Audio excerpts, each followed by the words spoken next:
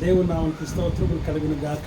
ఈ మధ్యాహ్న కాల సమయంలో స్త్రీల కుడికలో మరొకసారి దేవుడు మన అందరూ కూడా ఆయన సన్నిధికి చేర్చిన. సో ఈ రోజున దేవుడు మనతో మాట్లాడటానికి ఆయన సిద్ధంగా ఉన్నాడు. వినటానికి మీరు అందరు సిద్ధంగా ఉన్నారా? అందరు హల్లెలూయా హల్లెలూయా. సో దేవుని వాక్యాన్ని మనము జాగ్రత్తగా మనం విందాం. స్త్రీలకు సంబంధించి దేవుడు చాలా విషయాలు మనతో మాట్లాడుతూ వచ్చాడు కదా. ఒక అంశము ఈ సంవత్సరంలో దేవుడు మొదటి ఆదికాండం నుంచి మొదలుపెట్టాడు కాబట్టి ఇంకా అది కొనసాగుతూ ఉంది. అలాగనే మనం దేవుని సన్నిధిలో మనం ముందుకు సాగుదాం.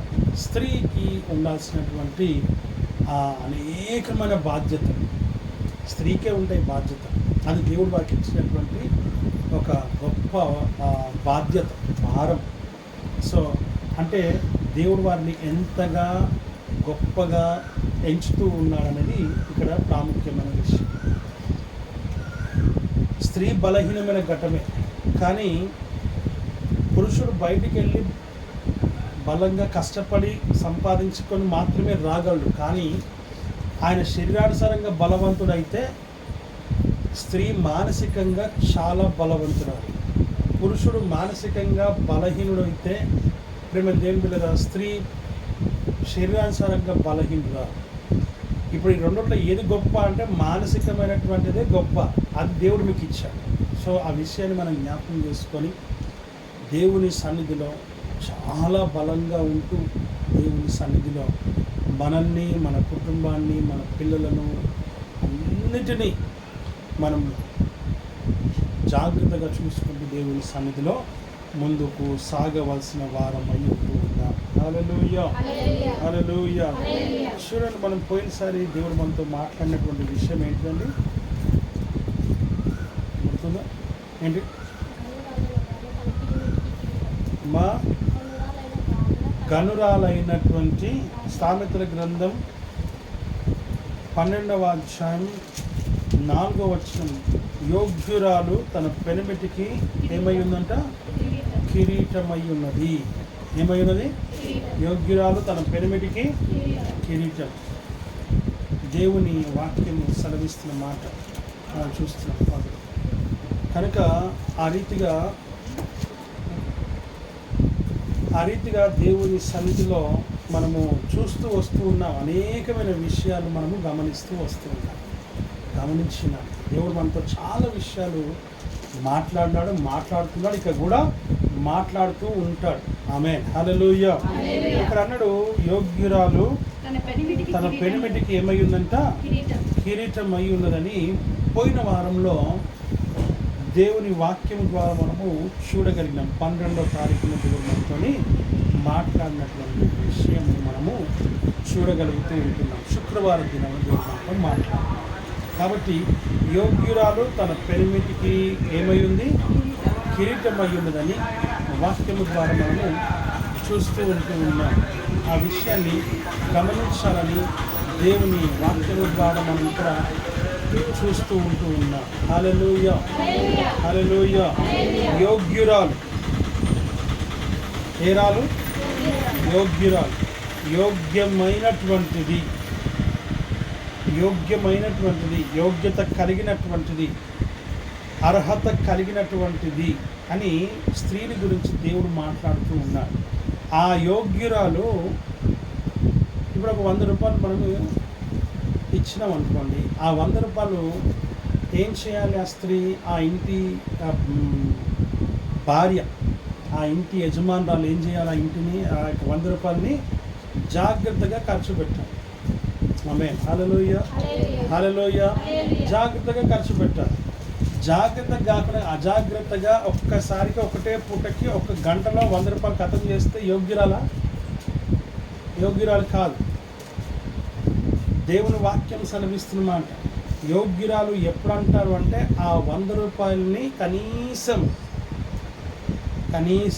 ఒక 3 రోజులైనా, వారం రోజులైనా దాన్ని జాగ్రత్తగా వాడితే ఆమె యోగ్యురాలు. 1 గంటలో, 1 నిమిషంలో ఖర్చు చేసేది యోగ్యురాలు ఎంత మాత్రము కాదు. కాబట్టి అంటే అదొక ఎగ్జాంపుల్, మనకు ఒక ఉదాహరణ మనకు చెప్పబడేది. రూపాయలని గంట సేపట్లో కాదు, నిమిషంలో ఖతం చేయొచ్చు, ఎంతసేపు పట్టదు. కానీ ఆ 100 రూపాయలు సంపాదించడానికి మనం ఎంత కష్టపడాలి? యోగ్యత కలిగిన వారుగా మనం ఉండాలి. ఏమై ఉండాలి? యోగ్యత కలిగిన వారమై ఉండాలి.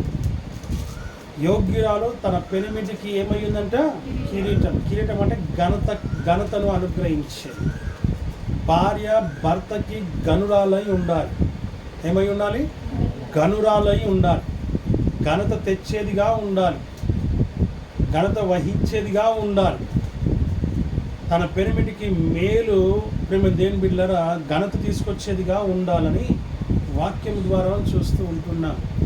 యోగ్యురాలు ఉట్టినే గారు, దానికి తగినటువంటి జీవితం ఏదైతే ఉంటుందో అది కలిగి ఉన్నప్పుడే యోగ్యురాలుగా మనము ఉండగలుగుతాం. ఆ యోగ్యత కలిగిన వారమై మనం ఉండాలని వాక్యం ద్వారా మనం చూస్తున్నాం. ఒక చిన్న మాట ఏంటంటే,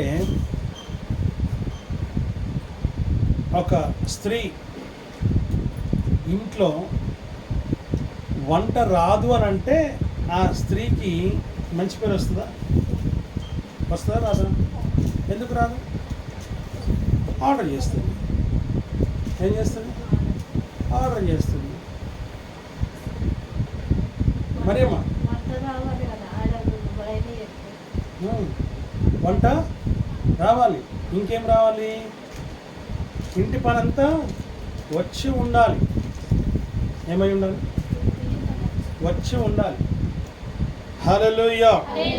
ఇప్పుడు మన పిల్లల్ని మనము మంచిగా ప్రేమగా లాలనగా చూస్తాం. చూడొద్దని కాదు. ఎప్పుడు పద్మ సిస్టర్ చెప్తారు, నేను మా ఇంట్లో రాని లాక పెరిగిన. ఎట్లా పెరిగినా చెప్పండి? రాని లెక్క పెరిగినా. నన్ను ఎవ్వరు పని చేయమని ఏది లేదు.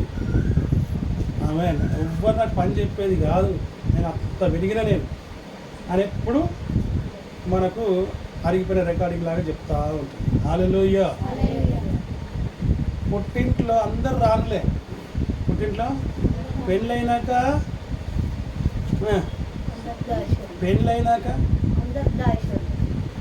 అప్పుడు పెద్ద రాని. ఆమేన్. హల్లెలూయా. ఇప్పుడు చూడండి, మనము మెట్టింటికి పోయినప్పుడు ఒక పురుషునికి భార్య, ఒక అత్తకి ఒక మామకి కోడలు, ఆ మగపిల్లలు ఉంటే వదిన, ఆ మగపిల్లలకి మేము వదిన అవుతుంది.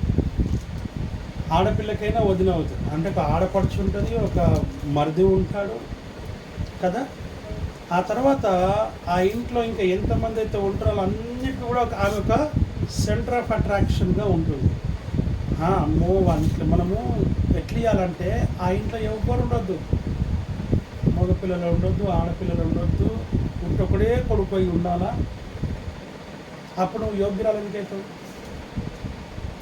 కాదు. అంతే కదా.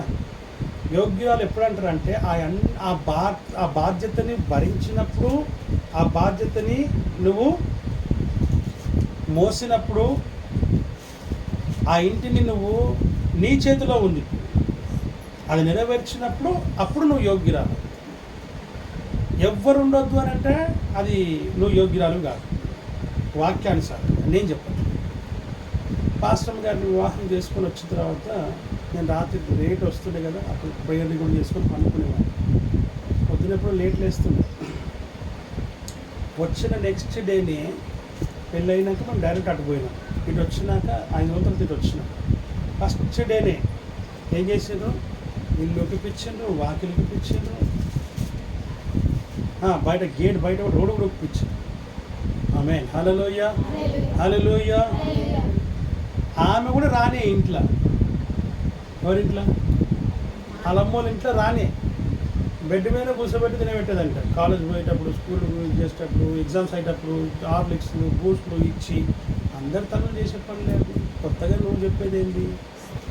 అలా పెరిగినటువంటి అమ్మాయి ఒక్కసారిగా ఇక రాగానే ఆమెకు అప్పటికి నిజంగానే వంట రాదంట. కాకపోతే వాళ్ళ అమ్మ దగ్గర కూర్చొని అప్పుడప్పుడు ఏదో ఒకటి చేస్తూ ఉండేదంట. అమ్మగారు చెప్పిన మాటలే.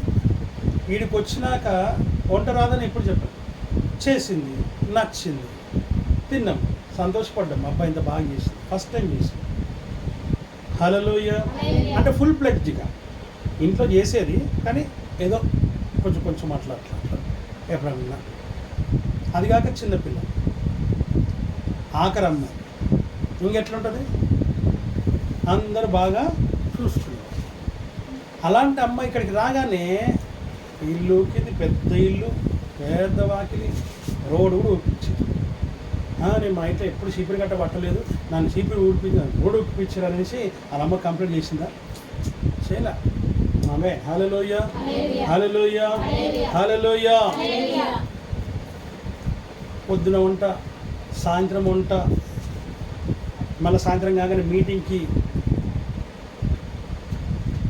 దేవుని వాక్యం సెలవిస్తుంది, యోగ్యురాలు తన పెనిమిటికి ఏమై ఉందంట? కిరీటముగా ఉండాలి, కిరీటముగా ఉండాలి. ఆ విషయాన్ని మనం జ్ఞాపకము చేసుకోవాలి. ఏ కుమార్తె అయినా తన పుట్టింట్లో రాణిగానే ఉంటుంది, కానీ మెట్టింటికి వచ్చినప్పుడు తన పని చేసుకుంటూ ముందుకు సాగాలి. ఇది మన పిల్లలకు మనము నేర్పించాలి. మా అమ్మ మా ఇద్దరు అక్కలకి 6వ క్లాస్ నుంచి, ఏ క్లాస్ నుంచి, 5వ క్లాస్ నుంచి, 5వ క్లాస్ నుంచి వంట నేర్పించి, చేసేది కాదు దాని తర్వాత ఎప్పుడు చేయలేదు, వాళ్ళతోనే చెప్పించి. హల్లెలూయా.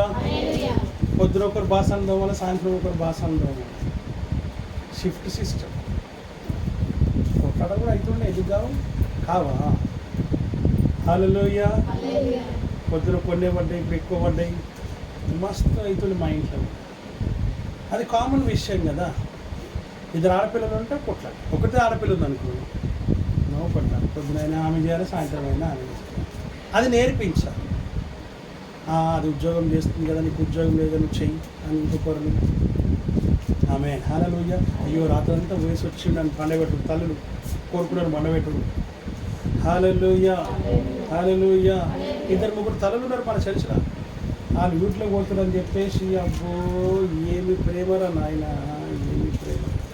వండబెట్టి ఆదివారం కూడా వండబెడతారు, దుర్మార్గులు. హల్లెలూయా. ఈ తల్లులు ఎలాంటి వాళ్ళు? దుర్మార్గులైన తల్లులు. ఆమేన్, హల్లెలూయా. నేను రిక్కి బాబుని ఆదివారం పూట కూడా ఫస్ట్ లేపుతా తొందరగా. ఆమేన్, హల్లెలూయా, హల్లెలూయా. ఎందుకు లేపుతా అని అంటే, లేపాలి, లేపితేనే తెలుస్తుంది ఆదివారం యొక్క విలువ.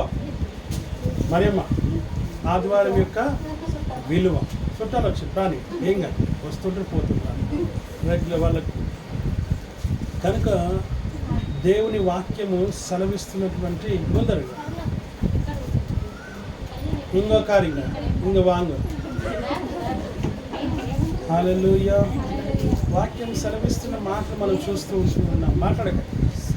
ఆ రీతిగా ప్రేమ దేవుని బిడ్డల వాక్యం సెలవిస్తుంది, ప్రతిదీ కుమార్తెకి ఏం చేయాలి?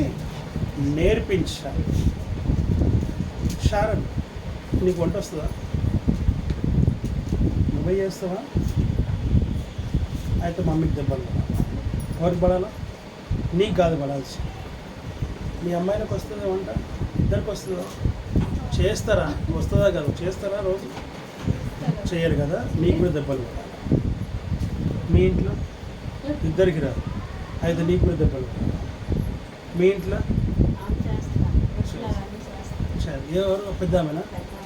చిన్న ఆమె ఏం చేస్తుంది? టీచరా? Very good, good. Hallelujah, hallelujah. నీ పిల్ల చేస్తుందా? చెప్తే చేస్తారు, చెప్పకపోతే చేయరు. అయితే నీకు కూడా దెబ్బలు. సో లూదియా చెప్పరా, కష్టపడి వస్తుందని ఏం చెప్పాలి అంటావా? ఏంది చేస్తుంది నిజంగా. అలా దెబ్బలు పడాలన్నందుకు నువ్వు చెప్తున్నావు ఆయన.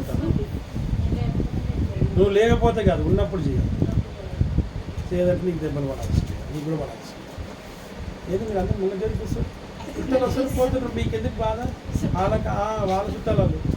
హల్లెలూయా, హల్లెలూయా. ఏమైనా అడగడానికి లేదు ఛాన్స్, ఎందుకంటే కొడుకే కాబట్టి, ఆ బిడ్డ పెళ్లి చేసింది కాబట్టి అడిగే ఛాన్స్. కాబట్టి ప్రతి ఇంటిలో తల్లి ఆడపిల్లకి ఏం చేయాలా నేర్పించి ప్రతిరోజు చేయించాలి. ఎట్లాగో ఆ ఇంటికి పోతే చేస్తుంది కదా అని కాదు, ఆ ఇంటికి పోయిన చేయాలా. ఈడున్న తల్లికే చేయనప్పుడు నువ్వు అక్కడ పోయి చేస్తావనే నమ్మకము కంప్లైంట్ చేస్తావు. మమ్మీ ఇట్లా చేస్తున్నారు అట్లా చేస్తున్నారు కంప్లైంట్ చేస్తావు. అలాంటి కంప్లైంట్స్ కూడా రాకుండా ఉండాలంటే ఇక్కడే మనం అన్నీ నేర్పించాలి. హల్లెలూయా. చూడండి ఒకసారి ఒక చక్కటి మాట మనం చూద్దాం. కాబట్టి యోగ్యురాలు తన పెనిమిటికి ఏమై ఉందంట? కిరీటమై ఉన్నది. 18వ సామెతల గ్రంథం 18వ అధ్యాయం 22వ వచనం ఒకసారి మనం గమనిద్దాం. అక్కడ ఏమంటున్నాడో చూద్దాం ఒకసారి. 22వ వచనం, భార్య దొరికిన వానికి ఆమేన్ హల్లెలూయా, అట్టివాడు యెహోవా వలన అది సంగతి. ప్రార్థన చేసుకుందామా? మా వల్మికులుగా ప్రేమించిన మా పర్లోక తండ్రి, ఈ నామానికి వందనాలు, స్తోత్రాలు, స్తుతులు, కృతజ్ఞతాస్తుతులు మేము చెల్లిస్తూ ఉన్నాం. ప్రభువా, నీ గొప్ప కార్యం, అద్భుత కార్యం జరిగించమని వేడుకుంటున్నాం. ప్రభువా, నీ వాక్యం ద్వారా మీరు మాతో సూటిగా స్పష్టంగా మాతో మీరు మీ అధికారం కలిగిన స్వరం చేత మాట్లాడి మమ్మల్ని తృప్తిపరచమని, వినగలిగే చెవులు, గ్రహించగలిగే హృదయం, మనస్సును మాకు అనుగ్రహించండి. ప్రభువా, నిర్లక్ష్యము అలక్ష్యము నిద్రమత్తు అనేది మాలో ఉండకుండా లేకుండా రాకుండా సహాయం చేసి నీ పరిశుద్ధాత్మ సంచరణ మాకు అనుగ్రహించి నీ పరిశుద్ధాత్మ ద్వారా నాలో ఉండి మీరు మాట్లాడమని పెడుకుంటున్నాను. ప్రతి స్త్రీకి కావలసినటువంటి విలువైనటువంటి సమాచారమును ప్రభు మీరు అనుగ్రహించి మహిమ పొందమని యేసుక్రీస్తు నామములో అడిగి పెడుకుంటున్నాము తండ్రి. హల్లెలూయా. దేవుని వాక్యము సెలవిస్తున్న మాట మనం చూస్తూ ఉన్నాం. 18వ అధ్యాయము 22వ వచనం ఏమంటున్నాడు అక్కడ? ఏమి దొరికిన వానికి చెప్పాలి మళ్ళీ ఒకసారి. ఏమి దొరికిన వానికి? భార్య దొరికిన వానికి అది సంగతి. ఏం దొరికింది? భార్య దొరికిన. అంటే వివాహం చేసుకున్న ప్రతి పురుషునికి భార్య ఎలా ఉండాలి? ఎలా ఉండాలి? మేలుగా ఉండాలా, మేకుగా ఉండాలి? మేలా మేక? మేలుగా ఉండాలా, మెంటలెక్కియాలి? మేలేనా? మేకు మెంటలు అట్లాంటిది ఏం లేదు కదా, అట్లనే ఉన్నదా?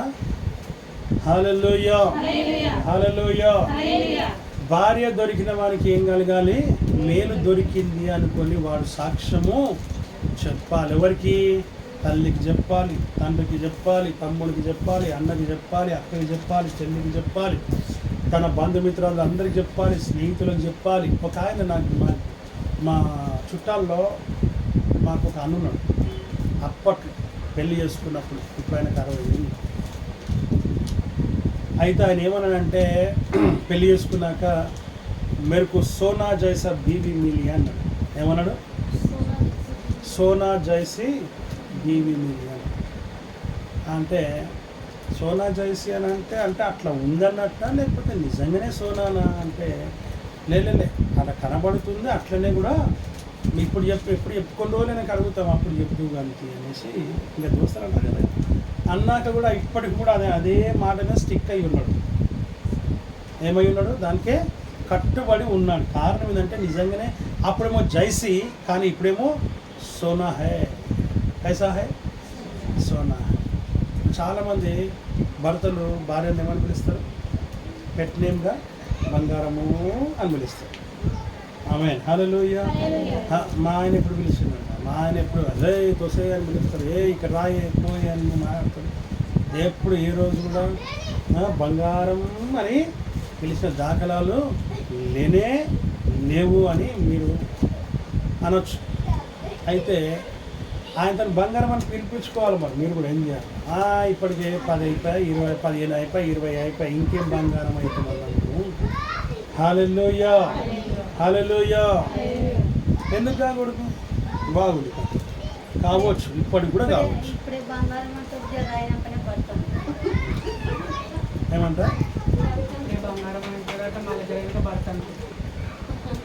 Next word వినబడతలేదు.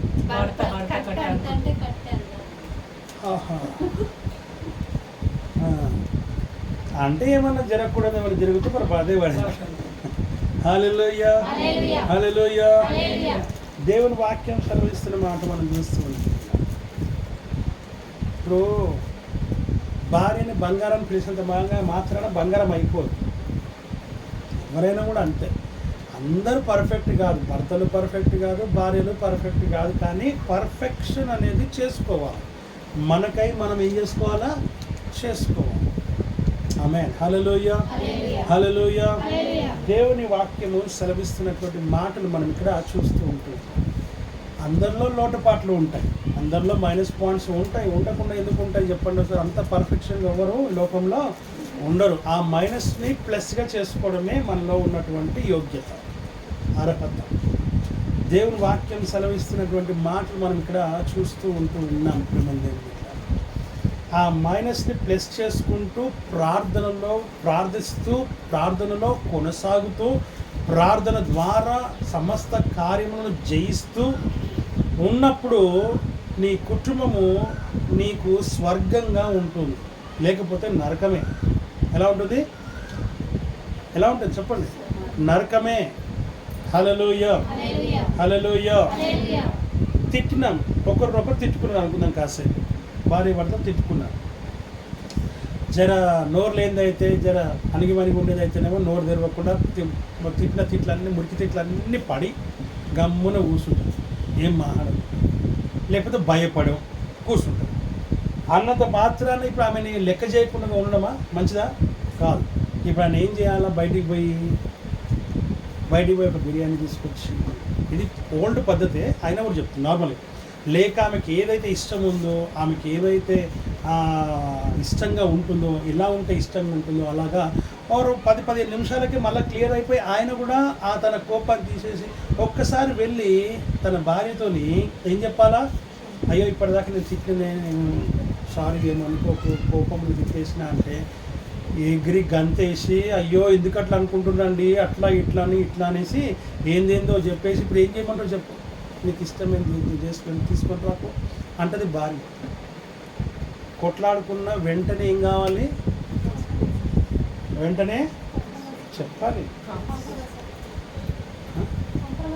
కాంప్రమైజ్ కాదు, సారీ చెప్పాలా. కాంప్రమైజ్ ఏంది? కాంప్రమైజ్ ఫస్ట్ ఏం చేయాలి?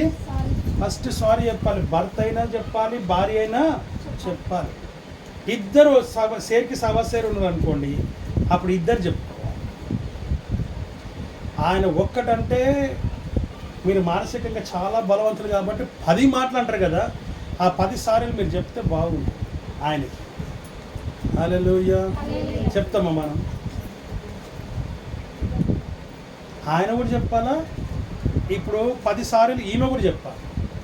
అప్పుడు ఏమవుతుంది? ఇల్లు స్వర్గం అవుతుంది, లేకపోతే నరకం అవుతుంది. 10 తిట్లు తిడతా, బిడ్డ నీ సంగతి ఏందో నేను చూస్తా అని చెప్పేసి ఆయన పోయి ఒక సుక్కేసుకుని వచ్చి, ఆయన సుక్కేసుకుంటేనే మనిషి అవుతాడు, లేకపోతే కాడు. ఎందుకంటే ఎదుర్కోలేడు. మీరు మానసికంగా చాలా బలవంతం కాబట్టి ఆ మానసికమైనటువంటి కవచాన్ని పగలగొట్టాలంటే నేను పోయి ఒక సొక్క వేసుకొని వచ్చి అప్పుడు మాట్లాడేదే లేదు, మాట్లాడేదంతా చేతులు ఉన్నదే మాట్లాడుతుంది. హల్లెలూయా. అప్పుడు ఇంకెక్కువ మాట్లాడుతుంది ఈమె. అరే నన్ను ఇట్లా కొడతారా, నన్ను అట్లా కొడతారా, నీ చేతులు పడిపోను, నీ కాళ్ళు పడిపోను, అన్నీ పడిపోను. ఆమేన్. హల్లెలూయా, హల్లెలూయా. సో దేవుని వాక్యం సెలవిస్తుంది, నరకం చేసుకోవాలన్నా స్వర్గం చేసుకోవాలనుకున్నా అంతా మన చేతిలోనే ఉంటుంది. ఇక్కడ వాక్యం అంటుంది, చదువును దూరం పెట్టద్దు. భార్య దొరికిన వానికి మేలుగా ఉండాలి. ఎలా ఉండాలి? మేలుగా ఉండాలి. మేలు. ఇప్పుడు మీరందరూ ఉన్నారు కదా ఇక్కడ, మీ పేర్లు నేను చెప్పగానే విడుదల పడుతుంది. మీరందరూ మీ భర్తలకు మేలుగా ఉన్నారా?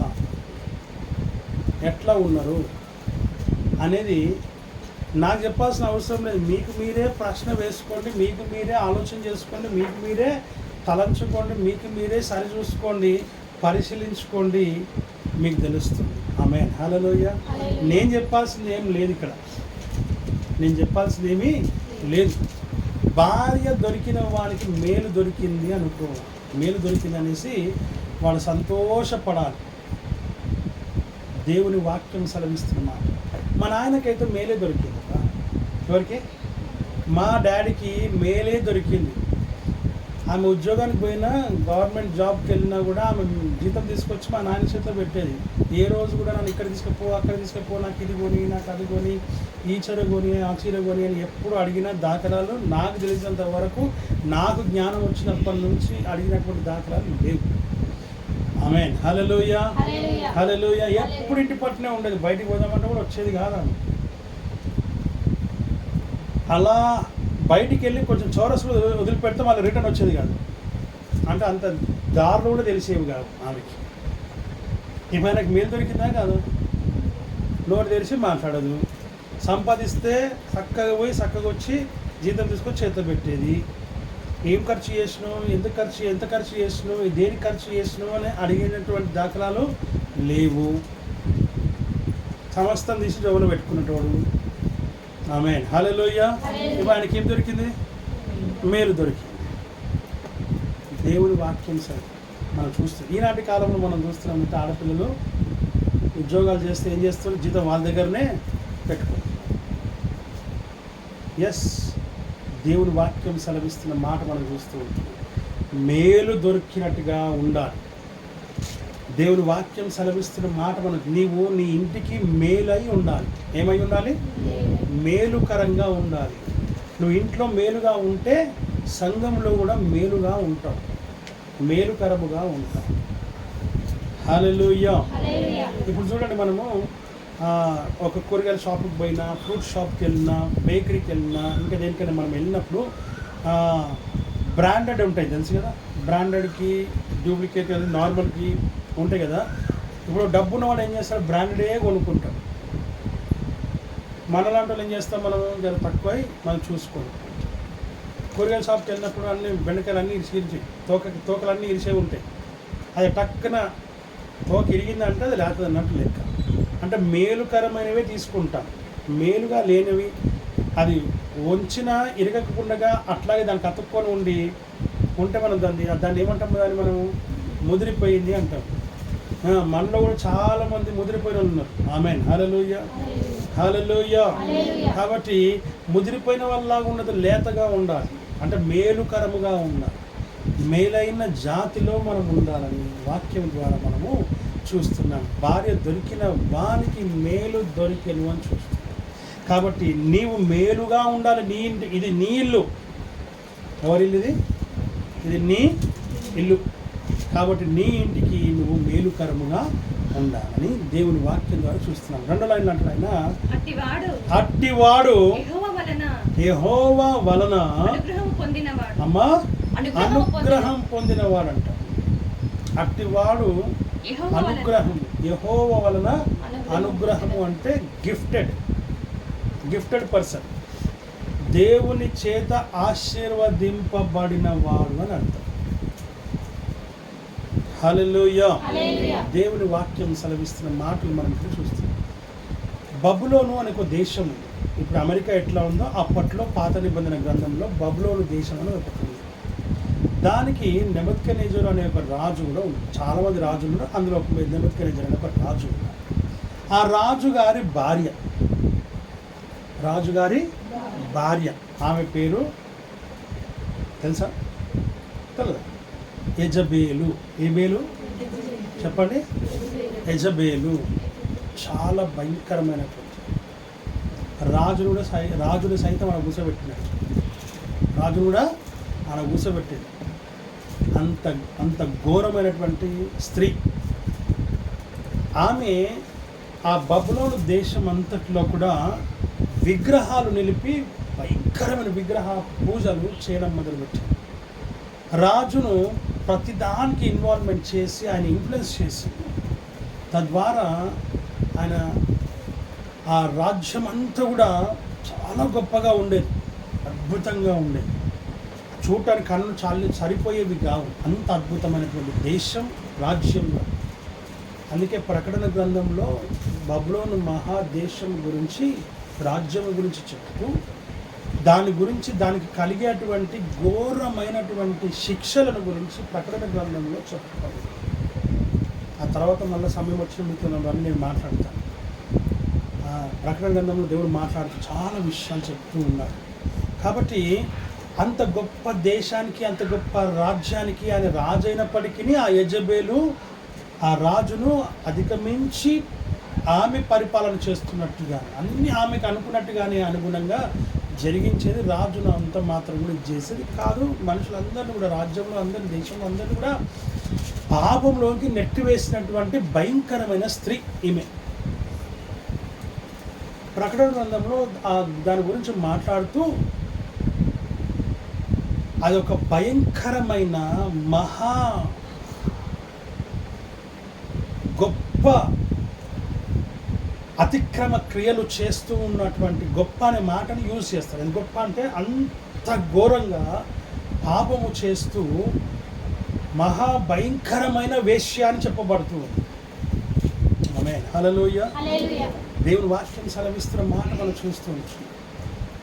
ఆయన ఆ బబులోను దేశంకు ఆమె ఆ దేశాన్ని సర్వనాశనము చేసినటువంటి స్త్రీ యెజబేల్. ఆ యెజబేలే ఈ బెన్హదద్ వాళ్ళ కొడుకుకు పట్టుకుంది. అప్పట్లో 21 దినాలు ఉపవాస ప్రార్థన చేస్తే కానీ అతను మనకు లొంగలే. దేవుని వాక్యం సెలవిస్తున్నటువంటి మాటలు మనం చూస్తూ ఉంటున్నాం.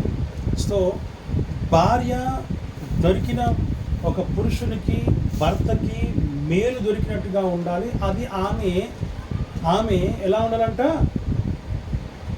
యెహోవా యొక్క అనుగ్రహముగా, గిఫ్టెడ్గా, ఆశీర్వాదముగా ఉండాలని వాక్యం ద్వారా మనం చూస్తున్నాం. స్త్రీ ఇప్పుడు చూడండి, ఇస్సాకు పొలంలో ఉన్నాడు. ఆయనకి వివాహం చేయాలని అబ్రాం గారు అనుకున్నారు. అందుకే తన ప్రధాన దాసులైనటువంటి ఎలియాజర్ను పంపించి, నేను ఎక్కడైతే పుట్టి పెరిగానో అక్కడికి వెళ్ళి నా పితరుల దేశంలోకి వెళ్ళి అక్కడ ఒక కుమార్తెను నా కోసం, నా కుమారుని కోసం తీసుకొని రా అని ఎలియాజర్కి ప్రమాణం చేసి పంపించాడు. పంపిస్తే ఆయన కూడా దేవుడికి ప్రార్థన చేసుకున్నాడు. ఆయన అన్యుడు, దేవుని సహాయం కోరినాడు. చక్కటి కుమార్తెను తీసుకొని దేవుడు చూపించినాడు. ఆనవాళ్ళ ప్రకారంగా ఆమెను తీసుకొని వస్తూ ఉన్నారు. వచ్చినప్పుడు ఆమె వంట పైన కూర్చొని ఉంది, ముసుగు వేసుకొని కూర్చొని ఉంది. ఎప్పుడైతే కూర్చొని వస్తూ ఉందో ఒక వ్యక్తి పొలంలో కనబడ్డాడు. రీచ్ అయినాక సాయంత్రకాల సమయంలో అప్పుడు ఈమె అడుగుతుంది, రెబెకా ఏమని అడుగుతుందంటే, ఆ వస్తున్నటువంటి వ్యక్తి, కనబడుతున్నటువంటి వ్యక్తి ఎవరు అని అంటే, నీకు కాబోయే భర్త అని చెప్పాడు. చెప్పగానే ఆమె వెంటనే వంటని నిలబెట్టేసి దాన్ని కూర్చోబెట్టేసి వెంటనే వంట దిగేసి ఆమె ముసుగు వేసుకొని తల దించుకొని మోకాళ్ళ పైన ఉంది. అంతగా వినయము, విధేయత అనేది స్త్రీకి అలంకారం. వినయము, విధేయత, భయము, భక్తి, లోబడే తత్వము, మర్యాద, గౌరవము కలిగినటువంటిది, అలంకారము కలిగినటువంటిది అని వాక్యం చెప్తుంది. హల్లెలూయా. స్త్రీ ఎప్పుడు ఎలా ఉండాలి అని ఇట్లా అని రఫ్గా ఉండొద్దు. ఎట్లా ఉండాలా? నాజుగ్గా ఉండాలి. ఎలా ఉండాలా చెప్పరా? నాజుగ్గా అంటే అణిగి మణిగి. హల్లెలూయా.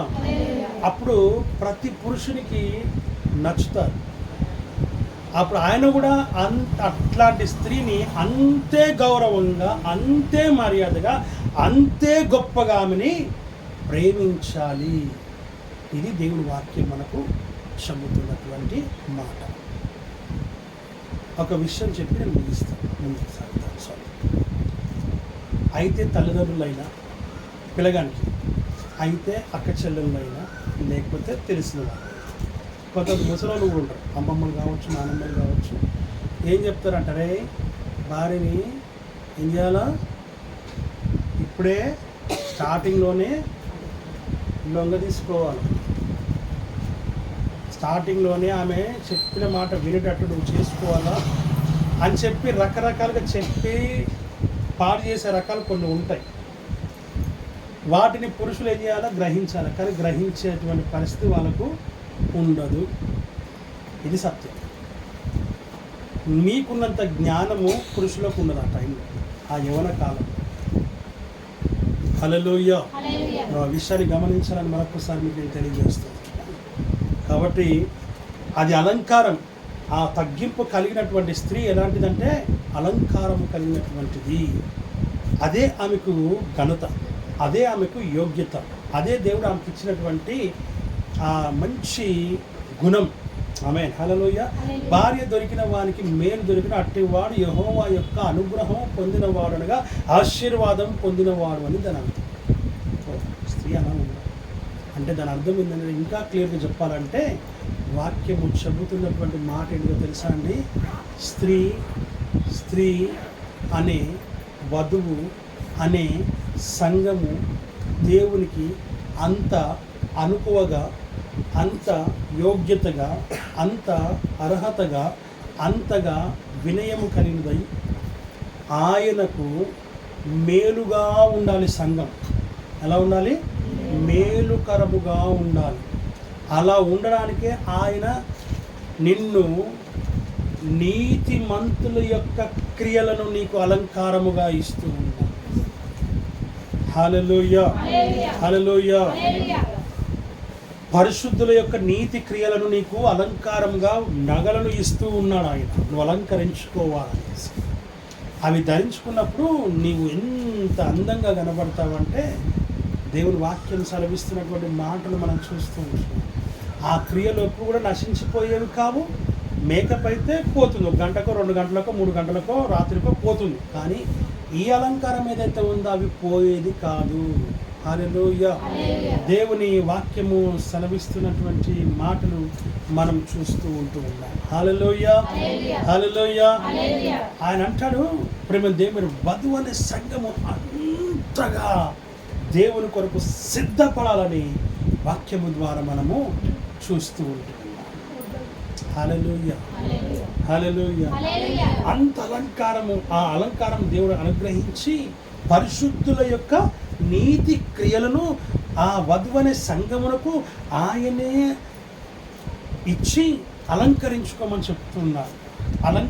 అలంకారము చేస్తూ ఉన్నట్టుగా చూస్తూ ఉన్నా.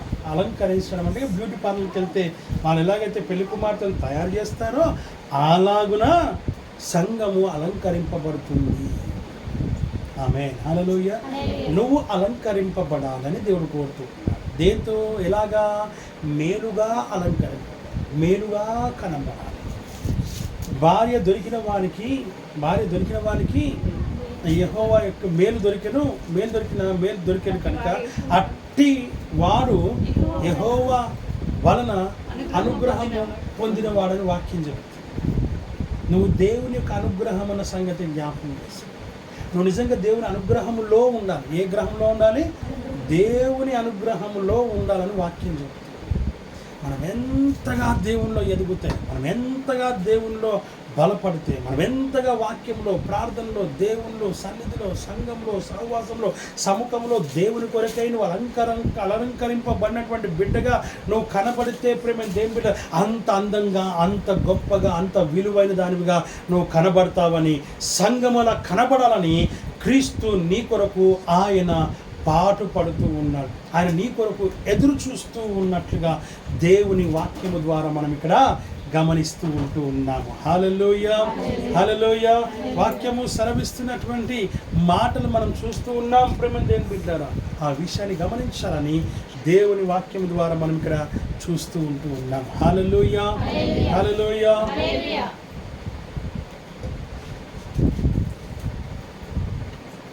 అలంకారం అంటే లోకానుసారమైన అలంకారం కాదు, లోకానుసారమైన అలంకారం కాదు. పరిశుద్ధుల యొక్క నీతి క్రియల చేత నువ్వు అలంకరింపబడతావు.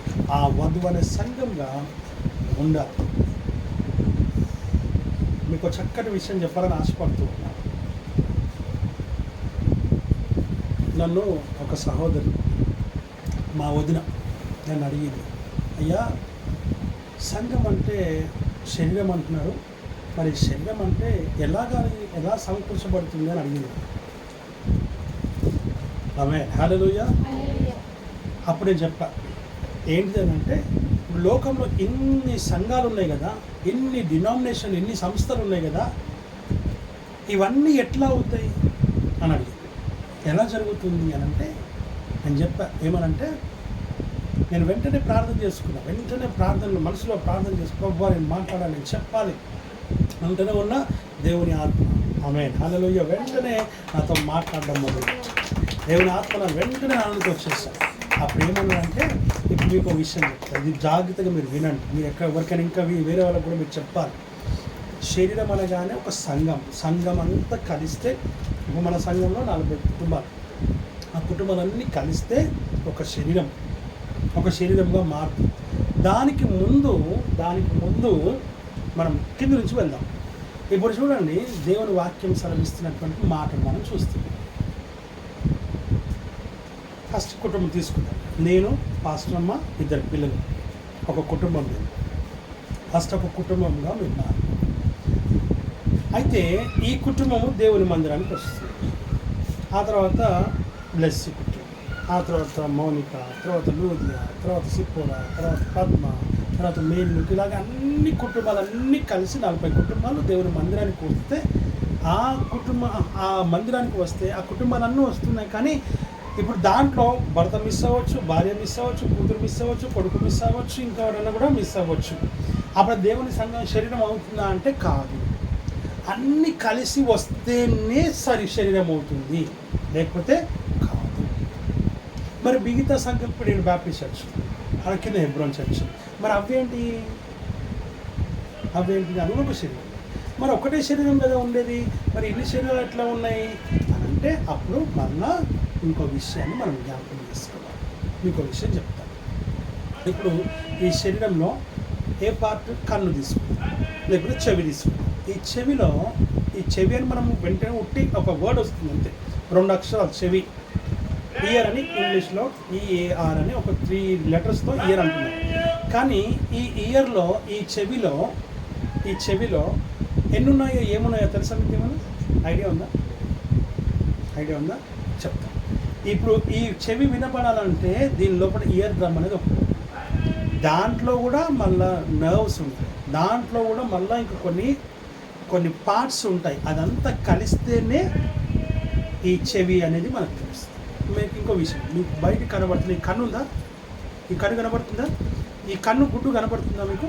ఈ కన్ను గుడ్డుని మనం జ్ఞాపకం చేసుకున్నట్లయితే, ఇప్పుడు ఇది మనకు ఒక బాల్ లెక్క కనబడుతుంది కదా, వైట్ది. కానీ నిజం చెప్పాలంటే ఈ కొనుగోలు షాప్లో తెల్ల దారం ఉంటుంది కదా, అట్లా ఉంటుంది మన కన్ను, సేమ్ దారమే. ఆ దారం అంతా ఒక ఉండలాగా ఉంటుందన్నమాట. ఆపరేషన్ చేసేటప్పుడు దాంట్లో పనికిరాని దారం అంటే మధ్యలో ఉంటుందన్నమాట. అందుకే మనకు అది కనబడదు. అది మనకు గుడ్డి అనగా మబ్బును కలిగజేస్తుంది. దాన్ని వాళ్ళు ఏం చేస్తారంటే కట్ చేస్తారు. ఆ దారం, ఆ మధ్యలో ఉన్న దారం, ఈ గుడ్డంతా ఒక దారమే. నువ్వు అనుకుంటున్నందుకు పార్ట్ కాదు అది. ఈ గుడ్డంతా ఒక తెల్లటి దారం లెక్క ఉంటుంది. ఆ దారం అంతా ఒక ఉండ లెక్క ఉంటుంది. ఆ మధ్యలో ఉన్నటువంటి ఎక్కడో ఒక దగ్గర ఆ దారము ఏమైపోతుంది, క్షీణించబడో, ఇన్ఫెక్షన్ అయ్యో, అది దానివల్ల మనకు ఏమవుతుంది, మబ్బు అనేది వస్తుంది. ఇప్పుడు ఈ డాక్టర్ ఏం చేస్తాడంటే దీన్ని మొత్తం తెరిసేసి దాన్ని మొత్తం గెలుకుతాడు. ఈ గుడ్డును మొత్తం తీస్తాడు, గెలుపుతాడు. అది ఎక్కడుంది, ఎలా నీళ్ళు పోస్తూనే ఉంటాడు. నీళ్ళు అంటే దానికి సంబంధించి మెడిసిన్ అది పోస్తూ దాన్ని చేస్తూ ఉంటాడు. ఎక్కడైతే దానికి అది ఇట్లా ఎల్లోయిష్ కలర్ కనపడుతుందో అప్పుడు దాన్ని గుర్తించి దాన్ని పట్టుకునేసి, దాని చిన్న ఇన్స్ట్రుమెంట్స్ పట్టుకునేసి దాన్ని అక్కడ కట్ చేసి ఆ దారము తీసేస్తాడు. ఇన్ఫెక్షన్ కలిగినటువంటి అనగా ఆ ఉండలో ఆ దారం ఎక్కడ దొరికిందో దాన్ని తీసి కట్ చేస్తే అప్పుడు దాన్ని మళ్ళీ కడిగి మళ్ళీ దాన్ని మొత్తం సెట్ చేస్తాడు. దాంట్లో ఇంత పెద్దగా ఉంటుంది, నర్వ్స్ లాగా ఉంటుంది. పైన నర్వ్స్ కనబడుతున్నాయి, లోపల ఇక్కడ మనకి. ఆ తర్వాత కనుగుడు కానీ బ్లాక్ది కనబడుతుందా, ఆ బ్లాక్లో ఇంకోటి ఉంటుంది. అట్లా 3 రకాలు ఉంటుంది. ఒక కన్నులోనే ఇన్ని పార్ట్స్ ఉన్నాయి, ఒక కన్నులోనే, ఒక చెవిలోనే. ఇలాగా అంటే హెబ్రోన్ చర్చ్, ఇది మన చర్చ్, ఇది బ్యాప్టిస్ట్ చర్చ్. అర్థమవుతుందా మీకు? అర్థమైందా ఇప్పుడు? అలాగే ఇన్ని చర్చ్, ఇప్పుడు మన మల్కాజ్గిరిలో ఇన్ని చర్చెస్ ఉన్నాయి, మన జిల్లాలో, మన రాష్ట్రంలో, మన దేశంలో, ప్రపంచంలో. ఇప్పుడు ఇదంతా ఒక ప్రపంచమే, ఇదంతా ఒక ప్రపంచం. హల్లెలూయా. ప్రపంచానికి, శరీరానికి ముడిపెడితే ప్రపంచం, ఈ భూమి పైన 85% ఏముంది, వాటర్ ఉంది. అలాగే మన శరీరంలో కూడా 70% వాటర్ ఉంది. ఏముంది? వాటర్ ఉంది. కానీ మనకు తెగితే ఏమొస్తుంది? నీళ్ళు వస్తుందా? ఏమొస్తాయి? హల్లెలూయా. ఏమొస్తుంది? రక్తం వస్తుంది, వాటర్ రాదు. గమనించండి, వాటర్ వచ్చే ప్రసక్తే లేదు, బ్లడ్డే వస్తుంది. ఎందుకు అనంటే ఆయన రక్తము ప్రేమ దేని బిడ్డలారా శరీరంలో ఏర్పాటు చేసి దాన్ని బయటికి వచ్చింది. ఇప్పుడు దాని పేరే ప్రాణము. ఏంటిది అది? ప్రాణము అనగా ప్రాణము ఉన్నట్టుగా దేవునికి చూపిస్తూ ఉన్నాడు. నువ్వు ఆ విషయాన్ని గమనించాలని దేవుని వాక్యం ద్వారా మనం చూస్తూ ఉంటాం. కాబట్టి ప్రపంచంలో ఉన్న చర్చలన్నీ కలిస్తే, ఈ అవయవాలన్నీ కలిస్తేనే శరీరముగా మారుతుంది. హల్లెలూయా. అలాగే శరీరంలో ప్రతి అవయవంలో ఉన్న పార్ట్స్ అన్నీ కరెక్ట్గా ఉంటేనే అది శరీరం, లేకపోతే ఇన్ఫెక్షన్. అది మనం జ్ఞాపకం చేసుకోవాలని దేవుని వాక్యం ద్వారా మనం చూస్తున్నాం. ఒక్క చర్చి శరీరం కాదు, చర్చ్ అదొక పార్ట్. ఆ పార్ట్లో ఉన్న అనేకమైన పార్ట్స్ ఇంకా ఉంటాయి. అదే మన యొక్క సంఘం. ఆ విషయాన్ని గమనించాలి. ఆ తర్వాత ఒక అవయవం, వేలు తీసుకోండి, వేల్లో చర్మం ఉంది, మాంసం ఉంది, కండ ఉంది, గోరు ఉంది, తర్వాత దీంట్లో కూడా నర్వ్స్ ఉంటాయి, మళ్ళీ దీంట్లో ఎముక కూడా ఉంది. ఇప్పుడు 5 మనకు 6 మనకు కనబడుతూ ఉన్నాయి దీంట్లో. సో అట్లా ప్రతి పార్ట్లో కొన్ని వేల సంఖ్యలో మన శరీరంలో పనిచేస్తూనే, అవన్నీ పనిచేస్తేనే మేరీ సిస్టర్ నిలబడతారు చక్కగా. లేకపోతే పాస్టర్ గారు నిలబడతారు, నడవగలుగుతాడు, చూడగలుగుతాడు, మాట్లాడగలుగుతాడు. పుసుక్కున మైండ్ ఆఫ్ అయింది అనుకో, మీరు మాట్లాడటంలో చల్లగా అయిపోయి గమని నిలబడుతుంది. ఏమైందనంటే పోయింది, మైండ్ దొబ్బింది, చిప్పు దొబ్బింది అని అంటే టక్కున దేవుడు ఉద్దేశించి మైండ్ పని చేయకుండా పోయిందనుకో ఆఫ్ అయిపోతుంది. అన్నీ మర్చిపోతావు. మమ్మీ, డాడీ, అక్క, చెల్లి, అన్న, తమ్ముడు, భార్య, భర్త, కుమారుడు, కుమార్తె అన్నీ మర్చిపోతావు. బ్లాంక్ అయిపోయినావు అంటే కథమే నీ జీవితం. మనం వాడిని గుర్తిస్తాం కానీ వాడు మనల్ని గుర్తించడం, వాడు కూడా మనకు తెలియదు ఎవరు నువ్వు అంటాడు. ఇది ఘోరం, ఇది ఘోరం. అట్లా ఇప్పుడు కావద్దని కోరుకో. ఆమేన్. హల్లెలూయా. మైండ్ ఆఫ్ అయింది అనుకో,